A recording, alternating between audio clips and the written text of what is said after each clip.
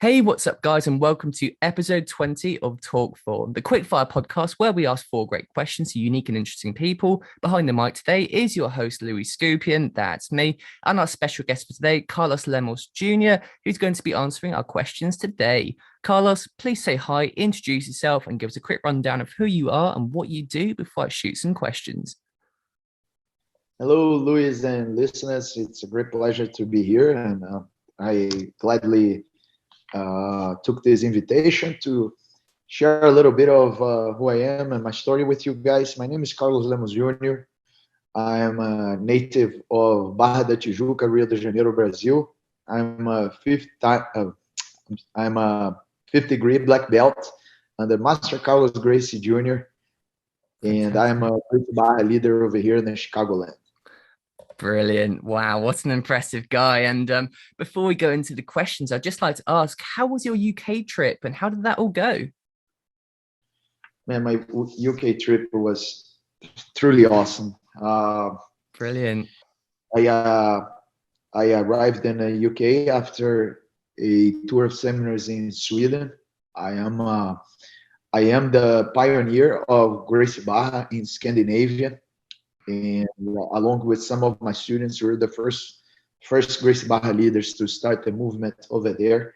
Brilliant. And yeah, I was away from all of you guys in Europe for years since the pandemic. I couldn't come for over 2 years, and my last visit was in December of 2019. So this visit came. I received this opportunity with great spirits, and man, it was really awesome to after a pandemic and after being after the separation that took a couple of years, be back over there in UK and see the amazing growth of the uh, not only Gracie Barra community but the Jiu-Jitsu community in general, and to experience the leadership of our Gracie Barra black belts down there in the Southwest UK. It was truly inspiring to me. I have to say that, Luis, and I was overwhelmed with the reception. I had a seminar there with Professor Salvatore Pazzi, where we united all the Gracie Barra leaders of the Southwest UK, Yes. and there were over 129 people on the match. So it was fantastic. uh, Wow, I tell you what, there's an interesting dynamic going on here, isn't there? Because I'm a white belt. I've just started a few months ago at Gracie Barra in Streets, and my instructor is Professor Rich Weatherall, and I'm under the impression that you were the person who taught him. So we've kind of got a couple of different jiu-jitsu generations going on here, don't we? correct. Yes, your professor, Professor Rich, it's one of my students and Professor Salvo's students. Um, Brilliant. his story goes back to when I first started teaching in Bristol, like in around 2005. Mm-hmm. And he trained with me for several years and was always loyal and very committed to the program and to our flag. And then when I moved to the US, Professor Salvo took over the operations over there, and my most loyal students and the ones that believed on the jiu-jitsu miracles that I was sharing with them and everything, and believed in the lineage of Master Carlos Gracie Jr., they decide to, I recommend to them, they say, who do we follow? I say, follow Professor Salvo. At the time, Salvo wasn't even a professor. He was a coach, but he was a natural born leader, and he was welcoming, and he kept the team together. And from that point on, they did an amazing job, like expanding and thriving, and also working together as a unison body, because it's really hard for alpha leaders like black belts in jiu-jitsu to not have differences and to not separate from each other when you have like some strong willing men with different opinions. So it's remarkable that Professor Salvo and our leadership, it's been working together, just like we did in Brazil over 30 years ago, and that's why we're the biggest team in the world. Brilliant. That's so good to hear. And right, I tell you what, I'm so excited to hear a little bit more about your expertise and everything. So if you're ready, I'm going to jump into question number one, if that's good with you. Of course. Awesome. Absolutely. So for my first question, how did you get into Brazilian Jiu-Jitsu in the first place? And how did your path take you to becoming the world champion and achieving everything that you have so far? This is an amazing question, Luis. Thank you. Yeah, because I believe we always have to go. We always have to revisit our beginnings, right? Mm. The beginning of Gracie Barra, the beginning of the Jiu-Jitsu in Brazil, even the beginning of the Jiu-Jitsu in Japan. Every time you go back to the beginning, things clarify a lot. A lot of things that will make sense to you. But my story was really interesting. I've been involved with martial arts since the age of 3. My first contact with martial arts was in Taekwondo. 3. My father took me to, yeah, my Wow. father took me to train Taekwondo, and eventually I did that for a couple years. It left a really positive mark in my character, even like as a little child. And when we moved to more to the scene in Barra, we're moving.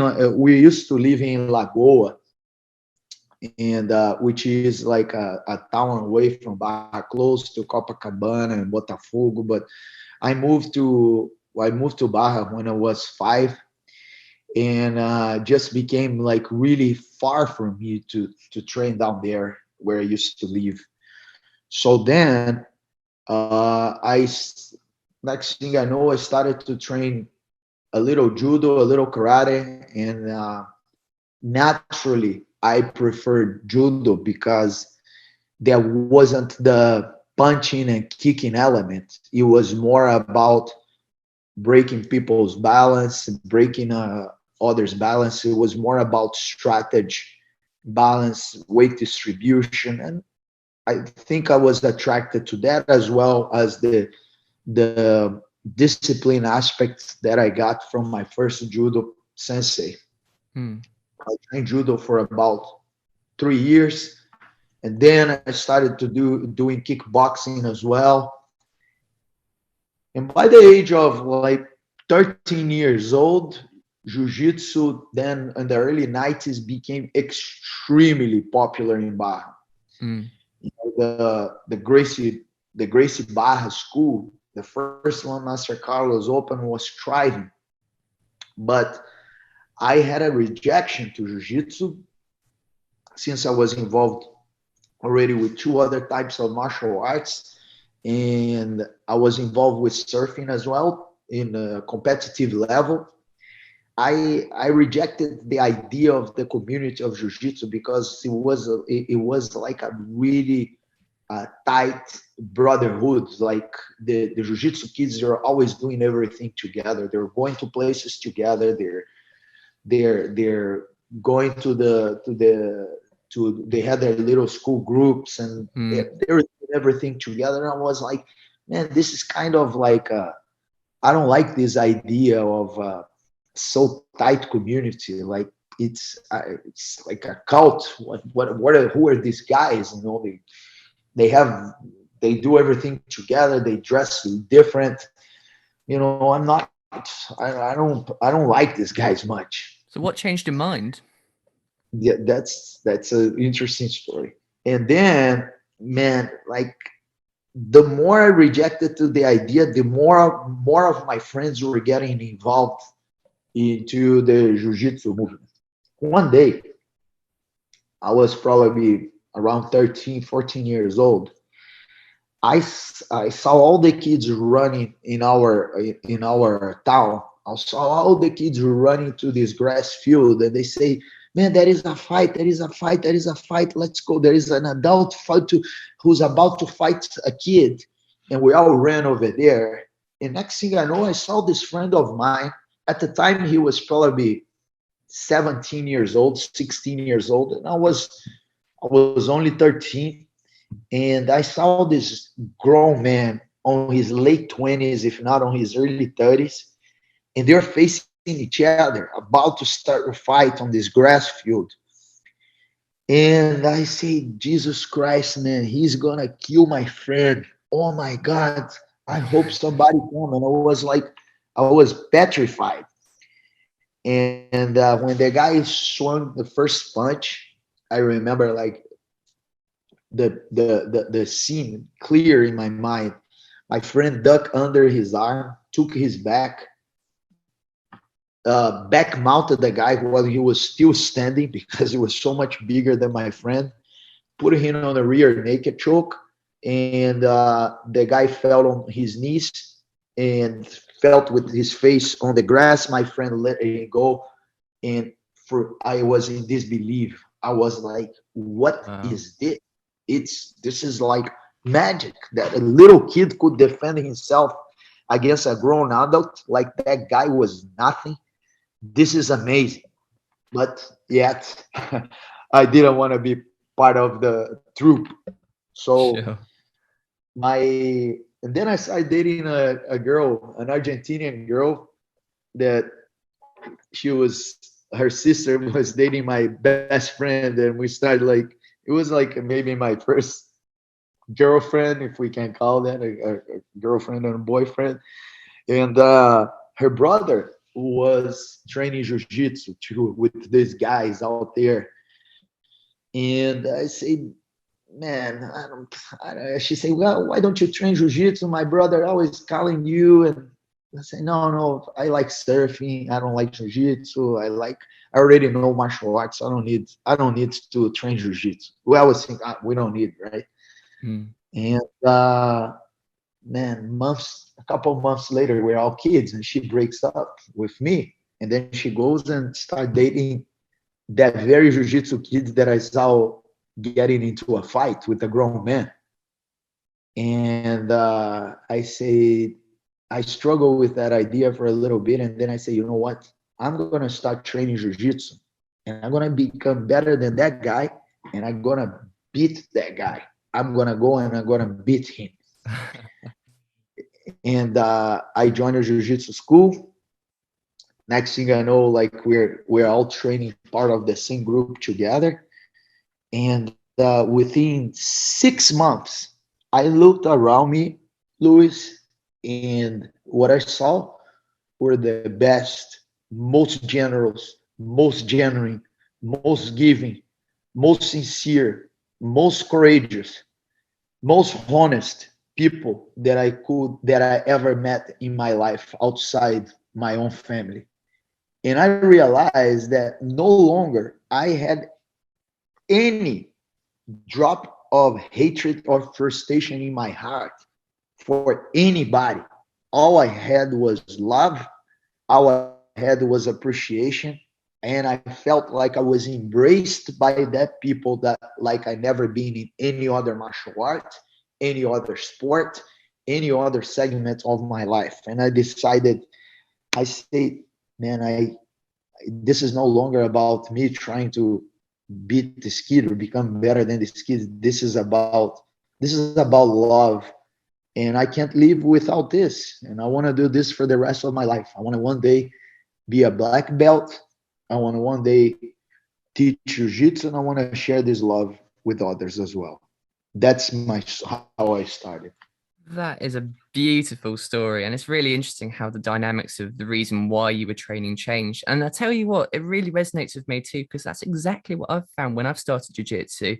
I've played tennis since I was 4 years old, and the sort of atmosphere around tennis courts and training with people is it's always very selfish and it's always very self-motivated, self-driven. But when I went to jiu-jitsu for the first time a few months ago, and since I've been training then, it's been just fascinating and really, really nice to be in a community of people that want you to get better as well. It's not selfish. It's not self-driven at all. It's all about the group and the brotherhood and the community, isn't it? And it's always so fun to go to these sessions, and it's really addictive actually when you finally, you know, kind of get into that the swing of things there, and it's just nice to improve. And honestly, it's helped me in my life as well, and on tennis, and on the tennis court for me too personally. It's just made me want, you know, my training partners to improve too and become more, you know, more part of a group and a community almost in the tennis world as well. I mean, you can't change it so much, but jiu-jitsu's really had a big impact on my life already.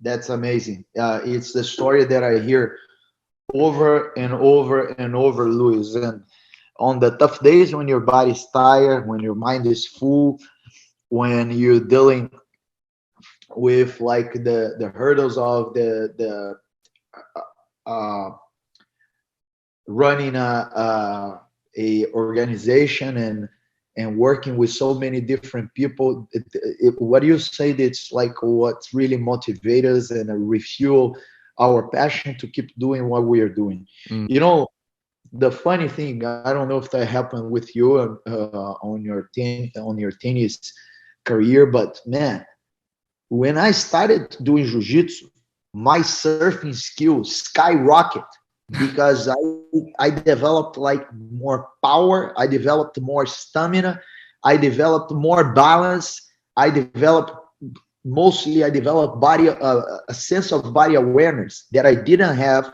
with all my hours of surfing, with like competing and interacting with the best surfers of my generation, like locally and even internationally. And I said, man, I'm doing less surfing and I'm better than I ever been, and I'm doing jiu-jitsu every day. What is this? And you got to a point that on the weekend, still as a teenager, I was competing in jiu-jitsu on Saturday and then competing on a surfing tournament on Sunday.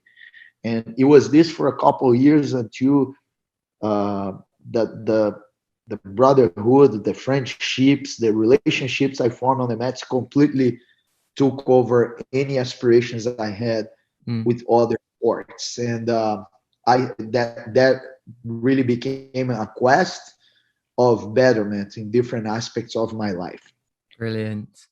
Right. So to move on to my second question, which I feel like in some ways we may have almost answered this already, but I still want to hear what you have to say. For my next question, why do you think people should start jiu-jitsu? For someone who's listening right now who has been interested but doubtful and not gone to their first class, what would you tell them and what are the main benefits? Your questions are very good. Thank you. I do try my best. And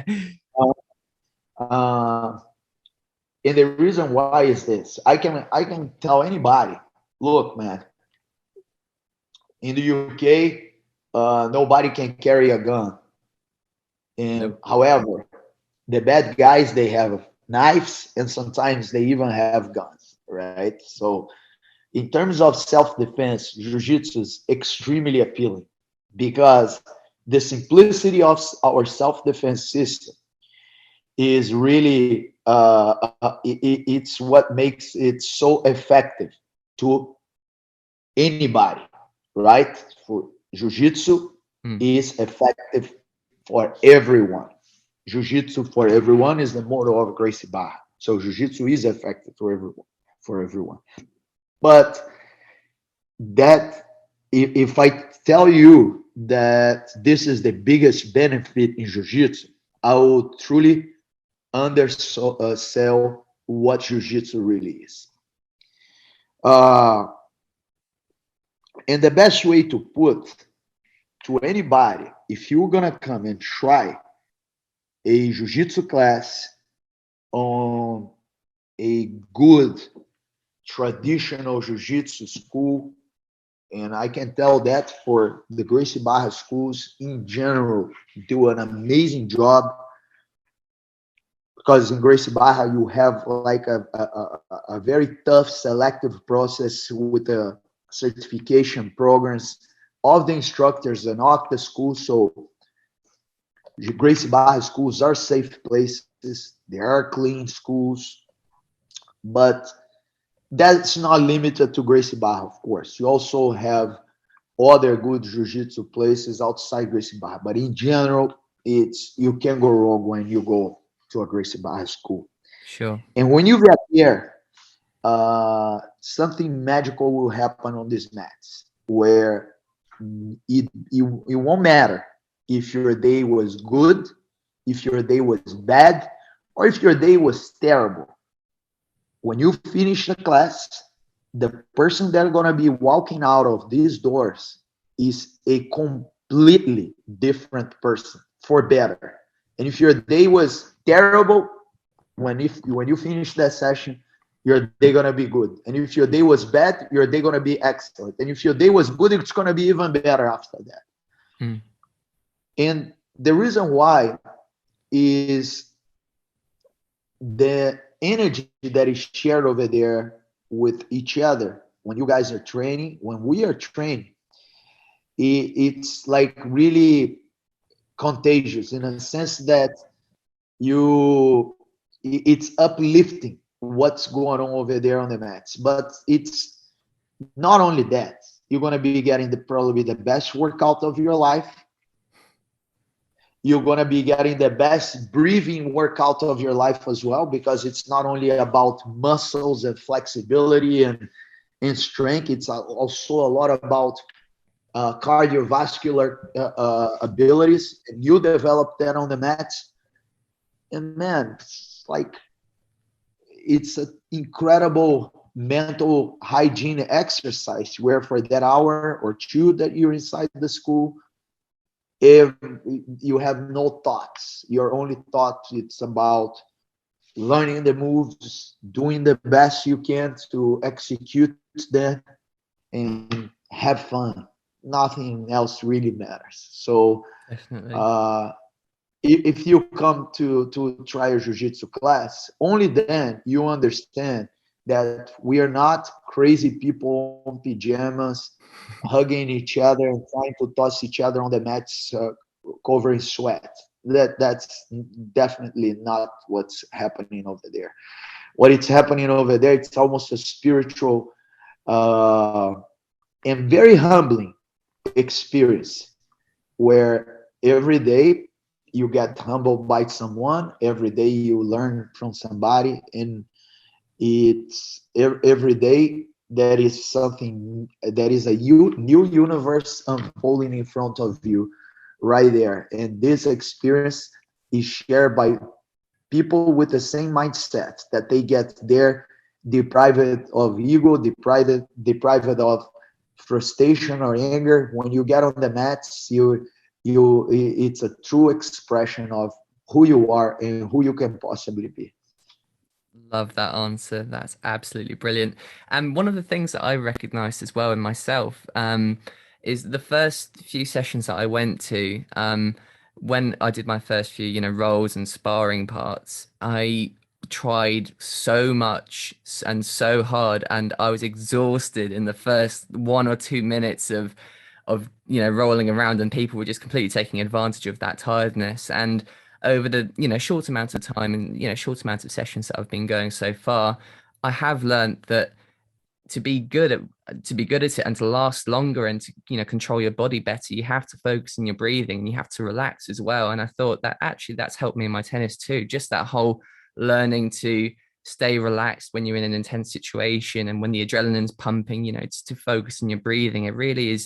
It's really such a good thing for your body and your mind. And like you said, all the things that you mentioned are all completely relevant for sure. And obviously that question was catered more to people who are about to start jiu-jitsu. But for the next question, I wanted to ask a bit about the people who are already doing jiu-jitsu. So for new white belts and athletes who are in their early jiu-jitsu stages, what, in your opinion, is the key to making fast progress and developing the fundamentals whilst also remaining safe and not getting injured? Okay, so it's funny that one question ties to the next one. Yeah. Look, it's the one thing that jiu-jitsu will prepare you for is to deal with pressure, to deal with uncomfortable situations and finding comfort through this uncomfortable situation. Uh, for a white belt, and this is a huge challenge for a white belt, and that's why it's so important for a white belt to grow and to grow fast. That person must to be able to relax.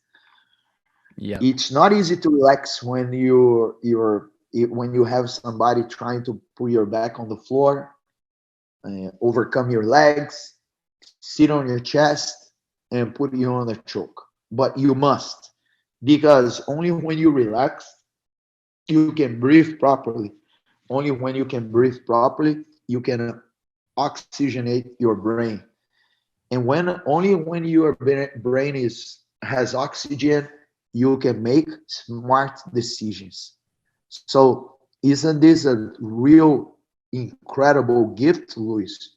Like, tell me, what other sport, what other activity will teach you to not panic, to not lose your composure no matter what?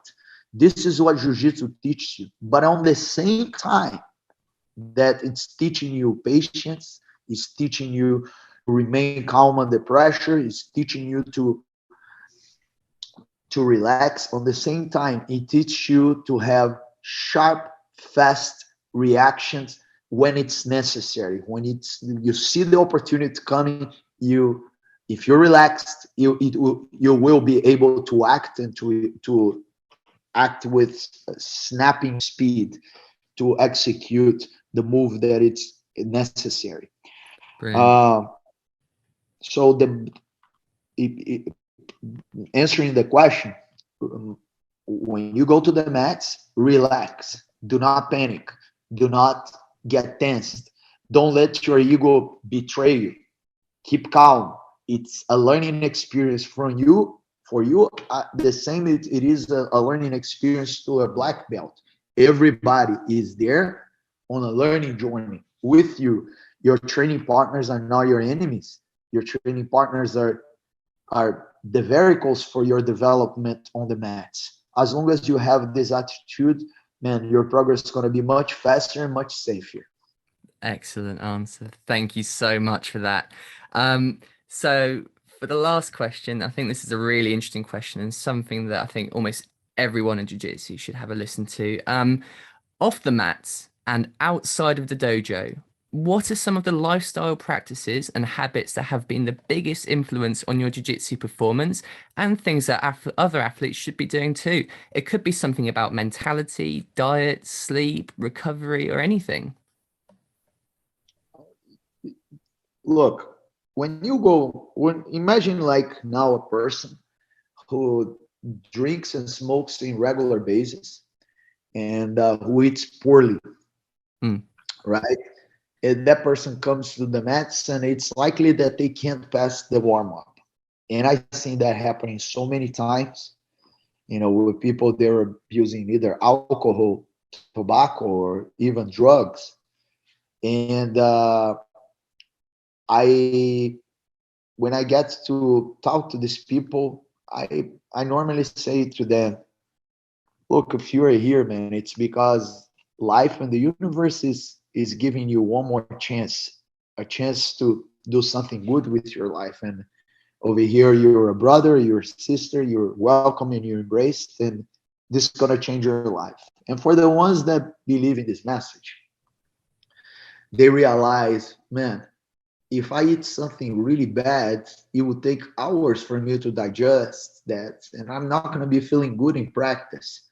So let me make a different choice of food over here, so I can feel a little bit better, a little bit lighter, and healthier on my stomach when I'm there training. And that cigarette that's supposed to go to your lungs right before the session starts, you say, man, how can I do this if I have somebody sitting on my chest or holding my lapel on my back trying to strangle me? I can barely breathe without cigarettes. Imagine if I lit another one. And little by little, man, like every time I drink, the next day I have such a bad headache. Why am I gonna drink if I have to go and train the next day? I don't want to miss a session. I don't want to. I don't want to miss what's going on over there, and I don't want to miss the week of training. I don't want to be away from my friends. Yeah. And naturally, it's the natural process that jiu-jitsu gonna start helping you to make the smart choices. Sometimes not so much because you want, but because the training process can be brutal for somebody who is not in tune with their bodies. But then, if you ask, oh, what do you do different? Well, put it this way, Luis. Everything I do, everything I eat has to do with improving my performance in jiu-jitsu. In terms of, man, I know if I don't get 8 hours of sleep a night, my day is not the same. My performance is not the same. You know, I don't feel a recovery 100%. So I try, even though I can't get 8 hours every night. I try my best to get the 8 hours. Sure. You know, I'm just going to say as well, just on the point that you're making here, which I find really fascinating, but in some ways it has the opposite effect as well, doesn't it? In terms of if you're someone who's, a little bit addicted to something like drugs or alcohol and you're in a really bad spot, the best way to get out of these situations is to have something in your life that takes up your time, which you're scared to screw up. And if you're not allowed to drive when you're drinking, you shouldn't be in a situation where, you can hurt people as well in certain moves and stuff. But I actually do think that starting and committing to something like jiu-jitsu could actually be the way out and the escape from an addiction potentially. What do you think about that? 100%. I couldn't agree more with you. Like if you're like, it's like a way to have like a a positive stimulus in your mind, because man, like the endorphins they're produced in your brain when you're under drugs, and they're produced in your brain after you having a training session, they're very similar. So you remove the bad for the good. you know and yeah, like it's funny that Professor Rich, Professor Salvo, and I, last time we're talking exactly about this. It's like sometimes we don't even know how many hundreds, if not thousands, of lives the three of us already saved. Many times the students will share their stories with us, which are like heart moving, but many times they won't share their stories yet. Their journey changed them. So it's like you can help but having positive uh, physical and mental habits for your jiu-jitsu. It's not only physical too, like what you're ingesting in your body, what you're not putting in your body. It's also mental, because if you go with a bad attitude on the mats, if you get over there and you're already defeated, if you have like if you don't have the mindset of winning or learning, if you don't have the mindset to share to that moment with your training partners, your training session will not flow the way it's supposed to. Sure. So the jiu-jitsu person becomes a naturally pragmatic person, because you have to always look at the life from a positive angle every time you hit the mats. So yeah, I don't lift much weights, Luis. I know the weightlifting works for a lot of people, but for me, I do more free body weights workouts, and I do some sort of different trainings, more functional workouts. Sure. And I I do breathing exercises, and I used to do a lot of yoga, but not lately. I haven't had time to do yoga as much as I would like, but I think it's good for jiu-jitsu too. So that's pretty much my routine. Essentially, I try to do everything to help me to keep growing on the mats. even though I passed my prime as a competitor and competition today, it's not my main focus. My main focus is to keep improving my jiu-jitsu so I can offer more to the students and the community around me. It's my main focus is to see them fulfilling their dreams through all the lessons they're going to learn on the mats, forming families, winning tournaments, making new friends, and enjoying life. That's in essence, what we are there for. Excellent. So that is our 4 questions done for today. And before we wrap it up, it is time for the shameless plug. Carlos, feel free to take a minute and promote anything that you're working on, you want people to take a look at, or just something that you believe in. I believe jiu-jitsu is a divine art that it was given to mankind to help us to have our next stage of evolution, where everybody is nothing but one. We're all the same. We're all tolerant. We're all understanding, and our